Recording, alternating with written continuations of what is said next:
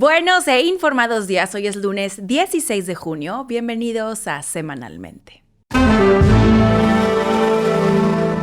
Gracias por estar una semana más conmigo. Y miren, hoy siento que no me ganan la nota y que por fin estoy por arrancar el programa con algo muy vigente. Y es que ya comenzó la cumbre número 51 del G7 en Alberta, Canadá. Y sí, después de una larga espera, por fin se confirmó que la presidenta Claudia Sheinbaum asistirá al G7 como invitada, que de entrada hay que decirlo muy bien ahí con esa decisión. Recuerden que el G7 está conformado por Canadá, Estados Unidos, Reino Unido, Alemania, Francia, Italia y Japón. Las líneas centrales de la cumbre son el desarrollo sostenible y acción climática, la regulación ética de la inteligencia artificial, la seguridad económica y resiliencia de cadenas de suministro, especialmente en respuesta a tensiones con China. También la protección de comunidades y defensa del orden basado en reglas y la migración. Por supuesto, remesas y estabilidad comercial con un enfoque en la relación de Estados Unidos-México. Ahora, esta cumbre representa un momento decisivo para reafirmar la agenda demócrata multilateral y es una prueba también de cohesión entre aliados en tiempos de polarización, tensiones comerciales y conflictos globales. La presidenta partió hoy, lunes 16 de junio, a Canadá y tan pronto como hoy,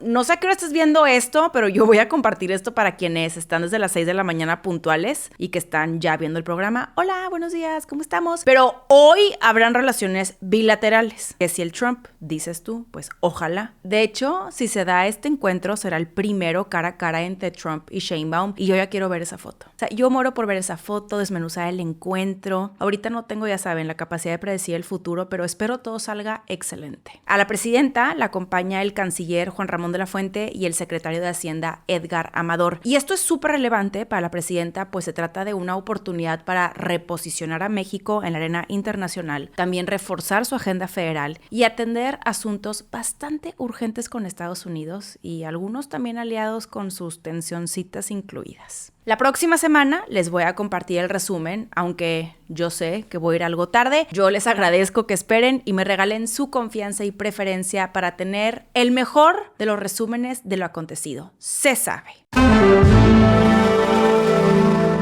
Los Ángeles arde. Todo comenzó cuando el Servicio de Control de Inmigración y Aduanas de Estados Unidos, mejor conocido como ICE, comenzó redadas como parte del plan de Trump. 3,000 arrestos de migrantes al día. Sí.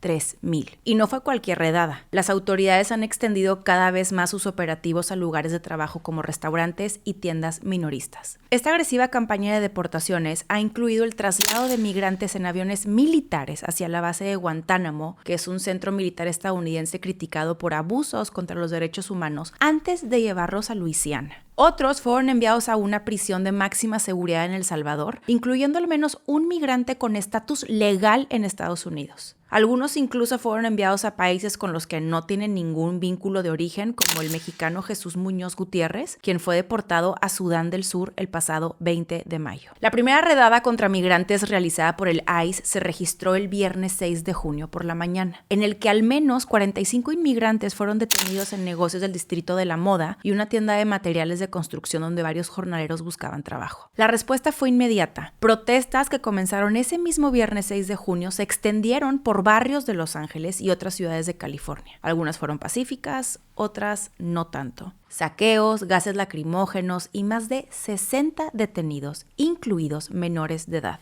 La alcaldesa Karen Bass declaró estado de emergencia y toque de queda en el centro angelino. En medio de estas manifestaciones, 2 imágenes se volvieron virales y fueron replicadas en todos los medios. En la primera, un manifestante enmascarado montado arriba de un auto ondeando una bandera de México. En otra, un hombre ondea la bandera mexicana encaramado a un auto parcialmente quemado y lleno de pintadas en medio de una calle que parece un campo de batalla. Y entonces, la bandera. Y es que el foco de atención en ambas es la bandera de México. Para algunos fue motivo de orgullo e identidad, mientras para otros fue una provocación y combustible para la narrativa de Trump. Stephen Miller, el arquitecto de la política migratoria de la Casa Blanca, ha sido uno de los primeros en criticar el uso de las banderas no estadounidenses en las protestas de los últimos días, catalogando los hechos bajo la frase «Los Ángeles es territorio ocupado». El Departamento de Seguridad Nacional incluso compartió varias de estas imágenes en su cuenta de X como ejemplo de la supuesta presencia de extranjeros ilegales criminales en California, California, usándola como argumento en su narrativa sobre seguridad nacional y asegurando que el orden será restaurado. Más allá de las imágenes, hablemos de cifras. Los migrantes, documentados o no, aportan el 19.2% de los impuestos en Estados Unidos. Incluso pagan más proporcionalmente que el 1% más rico. Y sí, muchas grandes empresas pagan menos que un trabajador sin papeles. Los migrantes constituyen un pilar firme para las finanzas de muchos estados. También son el 18% de la fuerza laboral. Sin ellos no hay campo, ni construcción, ni salud. Y en 2023, gracias a la inmigración, Estados Unidos creció en población por primera vez en décadas. Mientras tanto, Trump desplegó 4,000 elementos de la Guardia Nacional y 700 Marines en Los Ángeles. Esto sin el consentimiento del gobernador Gavin Newsom. Primera vez desde 1965 que esto ocurre. Altos funcionarios del gobierno de Trump respaldaron la movilización militar y la cuenta de X del Departamento de Seguridad Nacional está repleto de las imágenes más violentas de las protestas y mensajes de apoyo a la estrategia de Trump, como si fueran representativas de los días de protestas pacíficas en esa ciudad. Por su parte, varios funcionarios californianos, junto con el gobernador Gavin Newsom, rechazaron la intervención militar al asegurar que la policía local puede controlar los disturbios y que la presencia del ejército es innecesaria. Escaló a tal grado que el estado de California, que por cierto es la quinta economía más grande a nivel mundial, en gran parte gracias a los migrantes, confirmó que demandó al gobierno de Donald Trump por el despliegue de tropas de la Guardia Nacional en Los Ángeles durante las protestas por las redadas de inmigración. Conforme éramos testigos de la escalada en el conflicto, la Kristi Noem se aventó unas declaraciones dignas de un Noem mames. Y les voy a dejar aquí el término por escrito porque me fascinó. Kristi Noem, la jefa de seguridad nacional, acusó a la presidenta Claudia Sheinbaum de alentar las protestas. Una acusación sumamente grave, pero sobre todo completa y absolutamente falsa. Cuando la presidenta pidió protestas pacíficas, activó asistencia consular y condenó la violencia, venga de donde venga. Pero claro, en tiempos de polarización, cualquier palabra es pólvora y cualquier mensaje se puede salir de contexto y jugar en tu contra. Los Ángeles hoy es el campo de batalla de una narrativa. Migrantes como amenaza, banderas como delito y tropas como solución. Pero detrás del ruido están los números. Los migrantes no invaden, sostienen, no destruyen, construyen. Y sin ellos la economía y la historia de Estados Unidos simplemente no existiría. Bien dice el dicho que el que no ayuda estorba. Y vaya que la semana pasada Noroña como que optó por estorbar. Lo que comenzó con una propuesta polémica terminó en una posible represalia. Como presidente de la mesa directiva del Senado, Gerardo Fernández Noroña tenía varias opciones. Guardar silencio, ser diplomático o al menos decir un sin comentarios. Pero no, él optó por burlarse, literal. El pasado lunes 9 de junio, o sea, hace una semana, se mofó de la propuesta de aumentar el impuesto a las remesas de migrantes del 3.5% al 15%. Con sarcasmo incluido, Noroña dijo, y abro comillas, ¡ay, senador! ¿Estás viendo y no ves? ¿Cómo se llama el senador? Quieren apagar el fuego con gasolina. Bien pudo haber escuchado su propio consejo y no echarle gasolina al fuego. La respuesta no tardó. El senador estadounidense Eric Schmidt subió el video de Noroña a sus redes, lo llamó molesto y anunció que el impuesto sube un 5% más. O sea, no solo lo tomaron en serio, sino que lo tomaron personal. Pero ahí no acabó el fuego. Más de 30 activistas, periodistas desplazados y familiares de víctimas, entre ellos Ceci Flores y los Levarón, enviaron una carta a Claudia Sheinbaum. Piden la destitución de Noroña como presidente del Senado. Que por cierto, que lo sepan, ya está en sus últimas. Si no mal recuerdo, se va el 31 de agosto. Permítanme, déjenme les valido el dato. Sí, 31 de agosto es el último día. A partir del 1 de septiembre se instalará la nueva mesa directiva. Ya veamos quién queda como presidente o presidenta del Senado. Bueno, en este documento lo acusan de ser insensible, arrogante e irresponsable. Dicen que ha puesto en riesgo el sustento de millones de familias migrantes, alimentando un clima de hostilidad y desprecio. Y aparte recalcan que no es la primera vez, pues ya ha minimizado antes el dolor de las víctimas. El tema llegó hasta Palacio Nacional. Desde la mañanera, la presidenta Claudia Sheinbaum pidió serenidad y bajarle al tono. Sin mencionar a Noroña por su nombre, subrayó que la confrontación no ayuda y que su prioridad es proteger al pueblo. Una burla que nos puede costar bastante caro, porque en política la lengua también factura y a veces lo hace en dólares. acuerdan que la semana pasada les platiqué que Trump anunció aranceles del 50% al acero mexicano? Parece que la tormenta podría calmarse. México y Estados Unidos están, digamos que, coqueteando con un acuerdo para echar esos aranceles para atrás. Pero para esto vamos por partes. El 6 de junio, el gobierno de México le entregó a Estados Unidos una petición formal. La petición dice: quítenos de sus aranceles al acero y aluminio igualito que al Reino Unido. ¿Se acuerdan que les platiqué que este aumento al acero y aluminio no aplicaba al Reino Unido? Bueno, el argumento que da México es que Estados Unidos tiene un superávit con México en ese rubro, ya que nos venden más de lo que les vendemos. Entonces, ¿como por qué castigar al que te compra más? Así lo explicó Marcelo Ebrard, que saben es el secretario de Economía, agregando que esos aranceles dañan al empleo y la cadena de valor de ambos países. Y parece ser que la petición tuvo eco y funcionó, pues medios estadounidenses reportan que ambos países están cerca de firmar un nuevo acuerdo. Sí se podrá exportar acero mexicano sin aranceles, pero solo hasta cierto volumen. O sea, sí puedes traer acero, pero no abuses.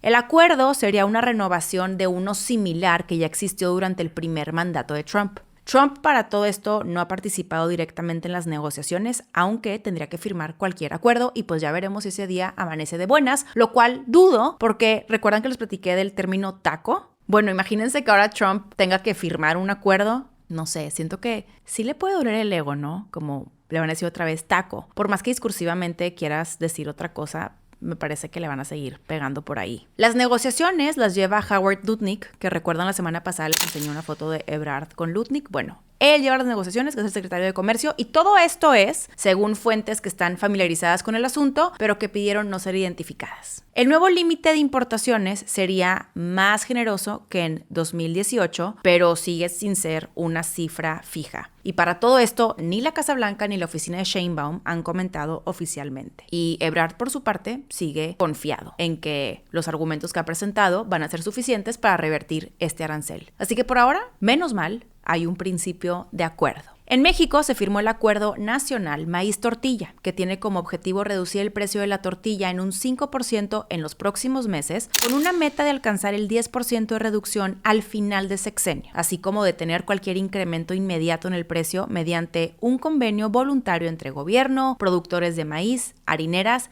nixtamaleros y tortillerías. Actualmente el precio promedio de la tortilla varía entre 17 y 30 pesos por kilo, con picos de hasta 35 pesos en algunas zonas. El precio ideal, según Profeco, debería rondar los 28.87 pesos por kilo. Y esta información, yo les voy a platicar algo. En las elecciones del año pasado, aquí en Nuevo León, hubo un debate para la alcaldía de la ciudad de Monterrey, Nuevo León, y yo me quedé bien ciscada, porque en una de las intervenciones le preguntaban a un candidato que si sabía el kilo de la tortilla, y también era del frijol, ¿no? Del frijol y la tortilla. Yo normalmente les voy a platicar, yo empecé aquí, ya desfasé todo el programa. Bueno, no importa, los reales se quedan. Y bien rápido, esto va a ser porque no hubo introducción. Yo cuando veo debates, no sé, es un ejercicio dialéctico que hago que es como, quiero responder por ellos. Entonces, cuando yo hago mi ejercicio. Y cuando me preguntaban eso al candidato, dije, en la reverenda torre, la verdad yo no sé, yo no sabía cuánto costaba el kilo del frijol y la tortilla. Y se me quedó tan clavado que a partir de ese momento ahora hago este ejercicio de estar constantemente actualizándome en cuánto está el kilo de tortilla, frijol, pues en general de la canasta básica. No sé, cosas que nadie me preguntó, que a lo mejor no les interesa, pero yo hoy les quise platicar. Bueno, el Acuerdo Maíz Tortilla busca ejercer mayor control sobre la cadena productiva del maíz para presionar una baja real del precio de la tortilla y así aliviar la carga económica de millones de familias. La Suprema Corte de Justicia de la Nación ordenó la liberación inmediata de Juana Hilda González Lomelí, una mujer que pasó 19 años presa por un crimen que, según dictó la Corte, fue investigado con tortura, pruebas ilegales y fabricación de culpables. El caso Wallace, que es presentado como el paradigma del castigo ejemplar, empieza a colapsar por la misma razón que muchos casos en México. Nunca se trató de justicia, sino de espectáculo. Juana Hilda fue detenida en 2006, acusada de participar en el secuestro y asesinato de Hugo Alberto Wallace, el hijo de Isabel Miranda de Wallace, activista que desde entonces ha sido figura central en la narrativa del justiciero ciudadano. En 2011, Juana Hilda fue condenada a casi 79 años de cárcel. La pieza clave en su condena fue una confesión obtenida bajo tortura, golpes, amenazas, violencia sexual, lo de siempre. Pero ahora esto fue reconocido por la Corte. El pasado miércoles 11 de junio, con 4 votos a favor y 1 en contra, la primera sala de la Suprema Corte declaró que la condena se basó en pruebas inadmisibles. Todo el caso se construyó con información extraída mediante tortura y con ello todo el montaje cae. La Corte señaló además que el Ministerio Público ignoró denuncias formales de tortura, falsificó respuestas tipo copy-paste y fabricó elementos que jamás debieron ser aceptados por un juez. El expediente de Juana Hilda es solo una pieza de un entramado mayor, el caso Wallace. Isabel Miranda construyó su activismo alrededor del asesinato de su hijo y a partir de eso la narrativa del castigo máximo contra los secuestradores. Su influencia creció tanto que fue premiada por el entonces presidente Felipe Calderón, lanzada como candidata del PAN y celebrada como heroína civil. Pero organizaciones como la ONU y defensores de derechos humanos llevan años alertando que en el caso hubo múltiples irregularidades, desaparición de pruebas, declaraciones manipuladas y un uso político del dolor. La liberación de Juana Hilda no es solo un acto de justicia tardía, es un precedente judicial que podría beneficiar a otros implicados en el mismo caso como Brenda Quevedo, Jacobo Tagle, César Freire, los hermanos Castillo. Todos ellos han denunciado tortura. Todos fueron condenados sin pruebas independientes y todos han estado décadas en prisión. La verdad es que yo dudo que el sistema repare el daño y que se investigue a quienes fabricaron el caso, pero al menos hoy, una mujer que fue usada como chivo expiatorio ha recuperado su libertad. Que, por cierto, hablando de este caso, he de mencionarles que tengo pendiente leer un libro, bueno, varios libros, que me han recomendado mucho, pero por falta de tiempo no lo he logrado hacer. Y aprovecho para recomendárselos a ustedes también. Conste, no lo he leído, pero me han dicho que está muy bueno. Y es el libro titulado Fabricación, del periodista Ricardo Rafael. Fíjense que la Isabel Miranda de Wallace, aquí chismecito, pero no chismecito, pero sí. La Isabel Miranda se acaba de morir, ¿no? Hace poquito, como unos meses. Y en el marco de que fallece, justo unos días después, Ricardo Rafael, el periodista, lanza, creo que fue un día después, lanza una columna en donde dice que tiene ya toda la investigación periodística de cómo esta mujer fabricó todo un caso y que es muy ilustrativo aparte de nuestro deplorable sistema de justicia. No he tenido el gusto de leer el libro, pero quienes lo han hecho me han dicho que está fenomenal porque va más allá, les digo, de este caso, sino es el entramado de cómo se ha politizado la justicia y por lo mismo ahorita el caso de Juana Hilda es tan relevante porque aparte también nos ilustra, como les platico, cómo opera nuestro sistema de justicia. Así que, de hecho, si alguien ya lo leyó por aquí, platíquenos qué tal está y si no, y lo leen, me platican qué tal. Donald Trump tuvo una nueva idea y dice que es grande, hermosa y nunca antes vista. Su idea es una cuenta de ahorro, pero con su nombre y con dinero público. El pasado 9 de junio, en un encuentro con empresarios, Trump anunció las llamadas cuentas Trump para bebés. Sí, bebés. Cada uno recibirá $1,000 del gobierno al nacer. Esto, claro, hay condiciones. Si el bebito llega al mundo entre el 1 de enero de 2025 y el 31 de diciembre de 2028. El dinero se depositaría en una cuenta de inversión con impuestos diferidos y acceso restringido hasta los 18 años. La cuenta estará vinculada a las cotizaciones de los mercados de valores y una vez que el titular cumpla 18 años podrá retirar dinero para el pago inicial de una vivienda, educación o para iniciar un pequeño negocio. A lo mejor y podría estar vendiendo gorras MAGA versión 2042. Pero si el dinero se usa para otros fines, entonces será gravado con una tasa impositiva más alta. Los familiares, tutores o entidades privadas podrán depositar hasta $5,000 adicionales al año. Y Trump ya pidió a empresarios que inviertan en estas cuentas para los hijos de sus empleados. Así, en vez de subirles el sueldo o darles tiempo con sus hijos, les abres un fondo con tu nombre.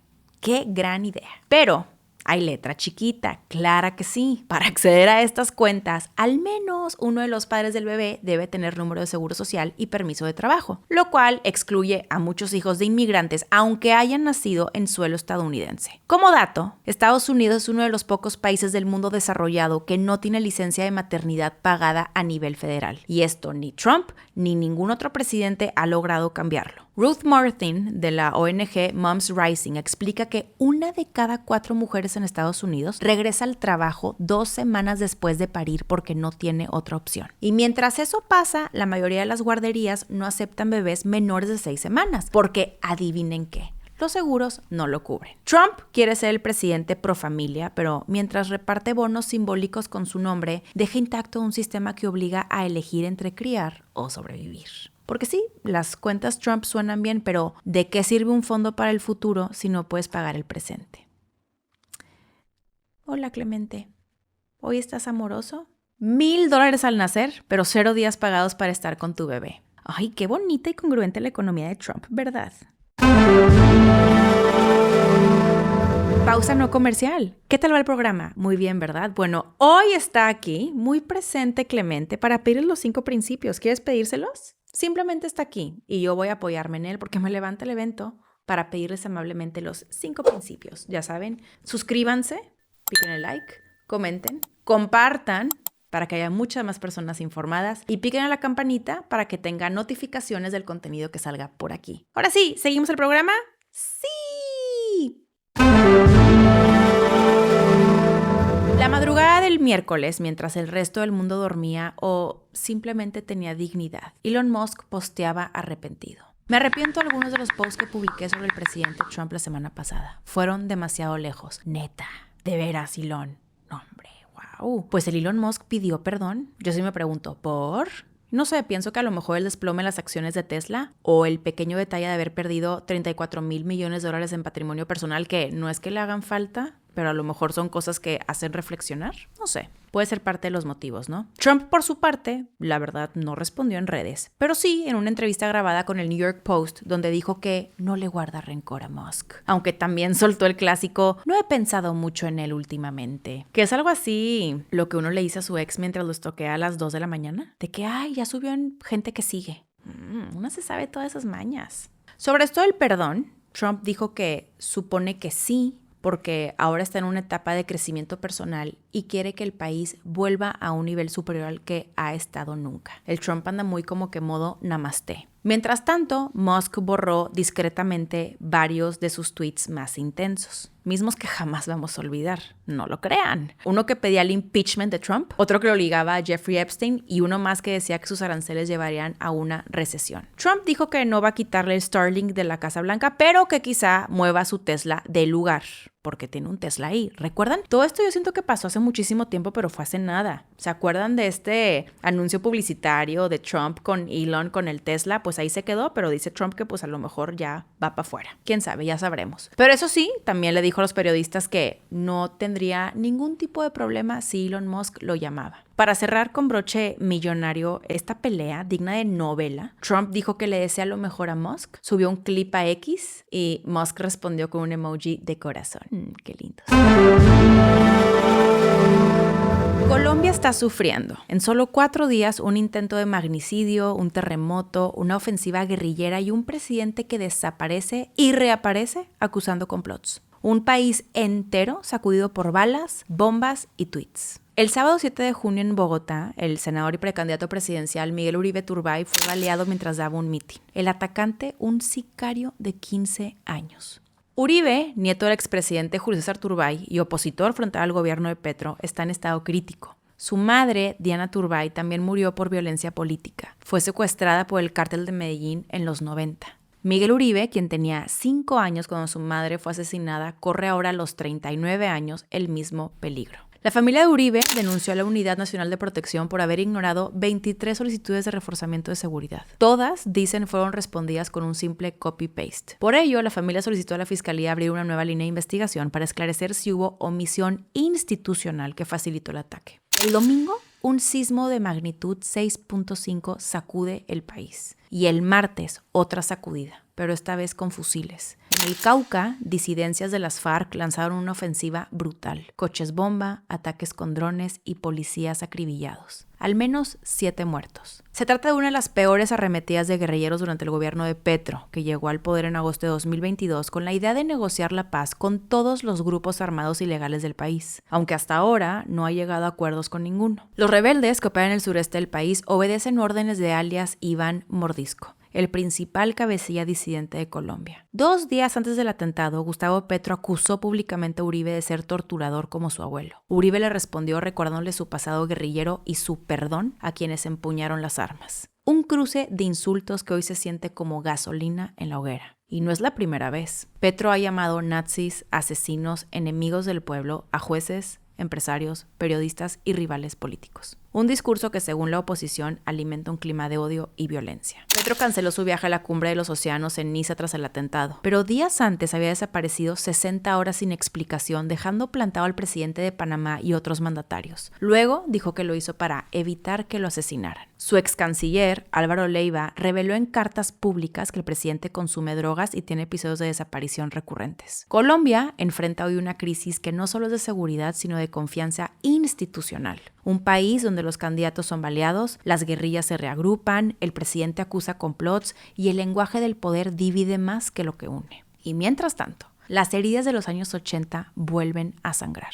Aunque Petro no apretó el gatillo, su retórica polarizante, repetida sin pausa desde las tribunas, sí contribuye a un clima en el que la violencia se justifica, se banaliza o se ve como un efecto secundario de la lucha ideológica. Porque cuando un presidente llama nazis a sus opositores o insinúa crímenes desde las redes sociales, no solo rompe la institucionalidad, sino que empuja a los extremos a una sociedad ya de por sí harta, cansada y ya fracturada. Por eso, cuando se normaliza el odio, los jóvenes de 15 años con pistolas en la mano no nacen, se fabrican. Colombia, como pocas naciones en el mundo, sabe lo que cuesta la paz. La ha negociado, firmado, traicionado, sostenido y remendado. Y sin embargo, sigue luchando por ella todos los días. Pero ningún acuerdo, por escrito o armado, podrá sustituir la necesidad más básica. Una cultura política que renuncie de verdad al lenguaje del enemigo y abrace el de la democracia. Porque cuando la palabra se convierte en arma, el silencio se llena de miedo. Y en este momento lo que más necesita Colombia no son discursos de odio, sino liderazgos que sepan callar cuando hay que calmar y hablar cuando hay que unir.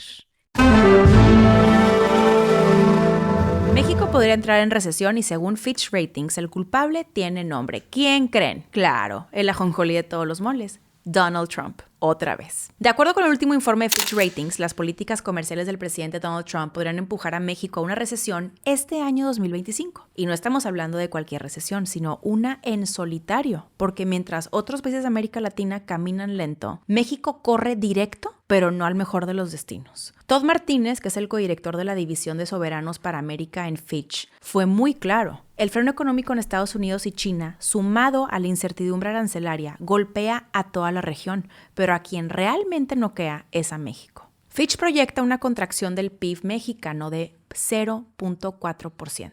Mientras tanto, se proyecta un crecimiento del 2.1% en la región. Seguro se pregunten cómo, por qué. Bueno, según los expertos en la materia, México está demasiado expuesto, pues el 80% de nuestras exportaciones van directo a Estados Unidos. ¿Ser el socio estratégico de Estados Unidos es como tener una relación con alguien emocionalmente inestable? A veces te trae flores y otras veces te lanza una taza de café caliente en la cara. Fitch advierte que aunque México podría recibir un trato menos cruel gracias al tratado comercial, el riesgo es real, especialmente con un Trump que ya anunció más barreras comerciales y un Congreso que se lo aplaude. En este contexto, el país se encuentra atrapado entre un proteccionismo cada vez más creativo y una política interna que no siempre manda señales coherentes a los mercados. Porque mientras allá ponen aranceles, aquí discutimos si el nearshoring es de izquierda o de derecha. Han pasado 20 meses desde que estalló la guerra entre Israel y Hamás, y Gaza es ya una sombra de lo que alguna vez fue. Una franja devastada donde más de 55,000 palestinos han muerto, 127,000 han resultado heridos y cientos de miles más viven, si es que a eso se le puede llamar vivir, entre escombros, hambre y miedo. El Ministerio de Salud de Gaza, que es controlado por Hamás pero operado por médicos independientes, advierte que muchas víctimas siguen bajo los escombros. Israel responde que solo apunta a militantes, pero cuando más de la mitad de los muertos son mujeres y niños, como que algo no cuadra. Y no lo digo solo yo, lo dicen también los registros, las cifras, las imágenes, los testimonios. Gaza ha sido literalmente arrasada. Más del 90% de la población ha sido desplazada y zonas enteras, como la ciudad de Rafah, han sido vaciadas y transformadas en zonas militares. Los pocos que quedan caminan kilómetros enteros en busca de comida y cargan con lo poco que tienen mientras su entorno se pulveriza. La ayuda humanitaria es mínima y peligrosísima de recibir. El pasado miércoles 11 de junio, 57 personas murieron cuando el ejército israelí abrió fuego en un centro de reparto de alimentos. Israel dice que fueron disparos de advertencia, lo que me lleva a preguntarme qué clase de advertencia se hace con balas. La ONU no tiene acceso libre a Gaza. La mayoría de las ONG no pueden operar, los medios están vetados y aún así las historias siguen saliendo, como la de Alaa al-Najjar, una pediatra que perdió a su esposo y a 9 de sus 10 hijos en un bombardeo. Esta semana logró evacuar a Italia con su único hijo sobreviviente, Adam, de 11 años. ¿Se imaginan eso? Una mamá que entierra a 9 hijos y aún tiene que huir para proteger al único que le queda. La llamada Fundación Humanitaria para Gaza, respaldada por Israel y Estados Unidos, reparte cajas de comida sin coordinación con la ONU ni con las organizaciones sobre el terreno. A cambio, obliga a miles de personas hambrientas a caminar entre ruinas para recibir una caja que debe cargar durante más de 15 kilómetros. Esto atravesando zonas de combate. Lo que se suponía sería un canal de ayuda se ha convertido en una trampa mortal. Más de 220 personas han muerto en estos centros en lo que va del mes. Y esto no lo dice Hamas, lo dice Philippe Lazzarini, que es el jefe de la UNRWA, la agencia de la ONU para los refugiados palestinos. Y mientras eso ocurre, la semana pasada 5 países occidentales, Reino Unido, Canadá, Noruega, Australia y Nueva Zelanda, impusieron sanciones a 2 ministros israelíes, Itamar Ben-Gvir y Bezalel Smotrich. ¿Por qué? Por incitar a la violencia, bloquear la ayuda y promover ideas abiertamente racistas y expansionistas. Uno de ellos quiere expulsar a todos los palestinos de Gaza. El otro dijo que ni un grano de cereal debería entrar en el enclave. Literalmente están diciendo que la gente se muera de hambre o que simplemente se vaya. Israel en respuesta canceló un acuerdo que permitía a los bancos israelíes operar con bancos palestinos en Cisjordania. La medida podría colapsar la economía de la autoridad palestina, que ya está al borde del abismo. La Unión Europea advirtió que esto pone en riesgo los servicios básicos y puede cortar toda ayuda económica. Y por si esto no fuera suficiente, el propio Netanyahu admitió que su gobierno financió durante años a Hamas. Sí, permitió que Qatar enviara dinero a Gaza con el objetivo de dividir a Hamas de la autoridad palestina y así evitar que se consolidara un Estado palestino. El famoso divide y vencerás. Pero el plan se le salió de control, porque ese dinero, según el Shin Bet, el propio servicio de inteligencia de Israel, terminó en las manos del brazo armado de Hamas. ¿Y el resultado cuál fue? El lamentable y doloroso ataque terrorista del 7 de octubre. Y una guerra que simplemente no termina. Netanyahu también admitió que Israel ha armado a clanes criminales en Gaza para combatir a Hamas, grupos que, según reportes, han saqueado camiones de ayuda humanitaria. La ayuda que Israel acusa a Hamas de robar está siendo robada por los que ellos mismos han armado. Es un círculo vicioso, perverso y autodestructivo. Esta semana también ocurrió algo sin precedentes. El embajador de Estados Unidos en Israel dijo que su país ya no busca la solución de 2 estados, que si se crea uno, no será en Palestina, sino en algún otro lugar del Medio Oriente. Y mientras tanto, Francia, España, Irlanda, Noruega y buena parte de Europa presionan para reconocer formalmente al Estado palestino. Macron inclusive amenazó con suspender tratados comerciales si Israel no levanta el bloqueo humanitario. Alemania, tradicionalmente aliada de Israel, también mostró señales de ruptura y no por presión popular, sino por puro sentido de humanidad.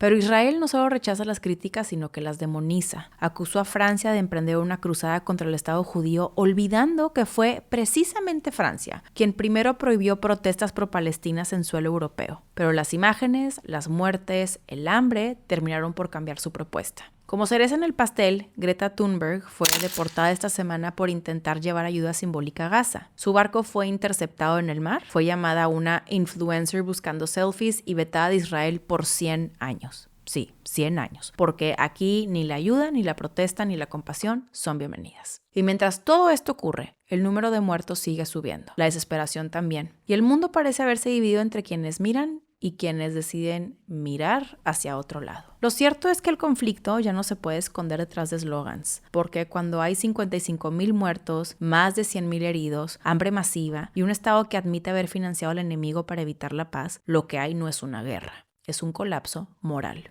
Y sí, la paz es difícil, la política es sucia y jamás ha cometido atrocidades, pero ninguna justifica el horror sistemático que estamos viendo. No cuando se bombardean hospitales, se disparan a civiles que solo quieren comer y se criminaliza a quienes alzan la voz. Lo que pasa en Gaza no es un conflicto, es una catástrofe y si el mundo no hace nada, también será una complicidad.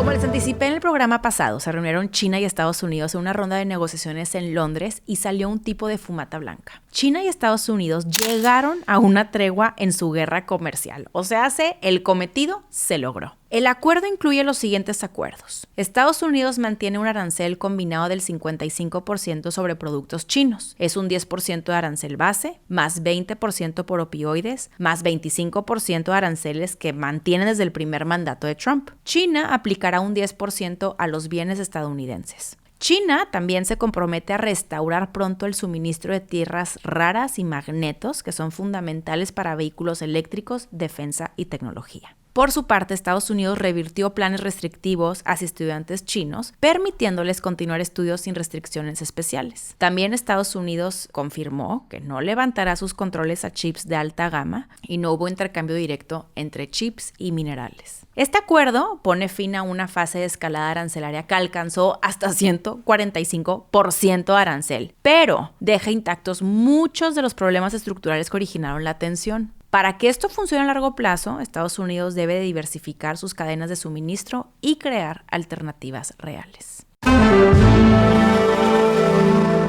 Estos días, un nombre resuena con fuerza en hospitales, redes y pasillos del IMSS. Luis Abraham Reyes Vázquez, un médico residente de 29 años que, según testimonios, no murió por una enfermedad, sino por un sistema. Luis Abraham Reyes era residente en la UMAE número 25 del IMSS en Monterrey. El pasado 2 de junio murió por suicidio. Hoy su muerte se ha convertido en el espejo de cientos de médicos en formación que dicen: yo también viví eso, yo pude haber sido él. Uno de ellos es Luis Ángel López, ex residente de urología, que relató su experiencia en el canal del doctor Isaac Chávez. Guardias que comenzaban a las 3 de la mañana y terminaban a las 10 de la noche. Días sin dormir, sin comer, sin ningún tipo de paz mental. El IMSS respondió con un video del director de la UMAE 25 asegurando que no había denuncias previas de acoso. Pero un grupo de residentes del hospital lo desmintió en un comunicado colectivo. Hablan de un ambiente tóxico, de abandono institucional, de violencia normalizada. Y no solo eso, dicen con todas sus letras: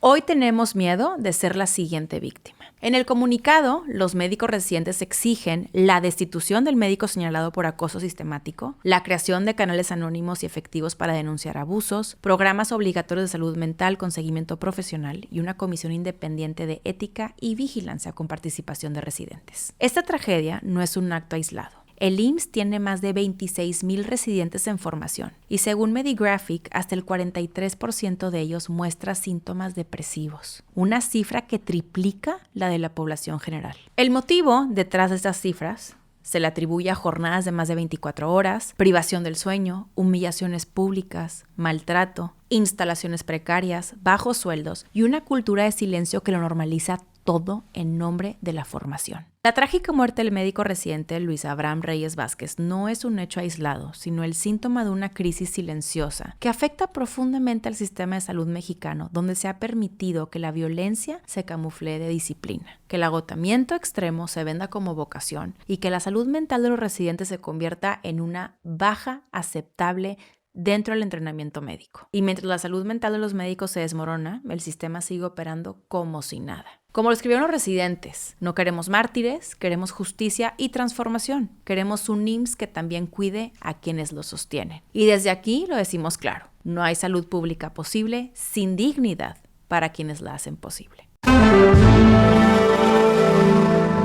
Bueno, como podrán ver, Clemente hoy estuvo muy dócil, él estaba aquí, ya se le subió la fama, si yo leí ese comentario, ya se le subió la fama, de pronto quiere, de pronto no, pero creo que hoy dijo, extraño el reflector. Ya le recomendé, les digo, lo extraña. Bueno, ya platiqué mucho durante el episodio, no quiero tomar más de su valioso tiempo. Espero tengan un excelente día, tarde, noche, momento en el que me estén viendo, escuchando. También para quienes, porque también leí los comentarios que muchos sí están consumiendo alimentos, que tengan excelente provecho. Y si están tomando alguna bebida, cualquiera que ésta sea, disfruten. Si es alcohólica, la disfrutarán más, aunque aquí no promovemos ese tipo de cosas. Pero bueno, esto fue todo por hoy. Nos vemos la próxima semana. Aunque pausa, yo no promuevo el alcoholismo, pero si tú, marca que tienes alcohol, me quieres patrocinar, obvio que lo voy a promocionar con medida. ¿Se acuerdan cómo dice todo con medida? Yo aquí se los pongo feliz, todo con medida. Y aquí llenamos un bar, chas, cheves, whiskies, tequila. No sé, piénsenlo. Tengo una gran audiencia que seguramente se deprime igual que yo con tanta noticia. Y créanme, consumimos.